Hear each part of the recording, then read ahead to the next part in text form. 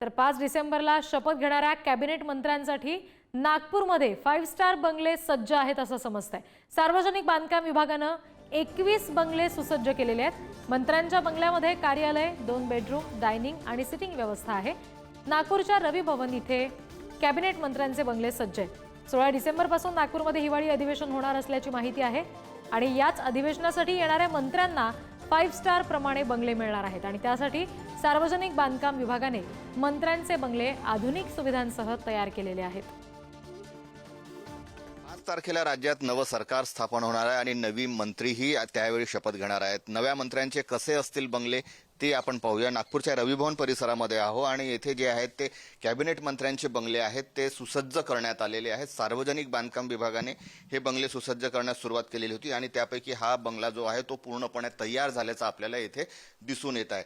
16 तारखेपासून राज्याचं हिवाळी अधिवेशन आहे ते सुरू होणार याची दाट शक्यता आहे तसं बोलले जाताना त्याच्या तयारीला सार्वजनिक बांधकाम विभाग लागलेला होता। आपण पाहतो की हा हॉल आहे, या हॉल नंतर जो परिसर दिसून येतो तो आहे ते बेडरूम्स आहेत। तिथे एक बेडरूम आणि एक अँटी चेंबर सुसज्ज असं आहे, पूर्ण एअर कंडिशन, पूर्ण सुविधा करण्यात आलेल्या आहे। सोफा, 2 बेडरूमचं हे बंगला आहे, त्यापैकी एक हा बाहेरचा बेडरूम आहे आणि एक मास्टर बेडरूम आहे आतमध्ये।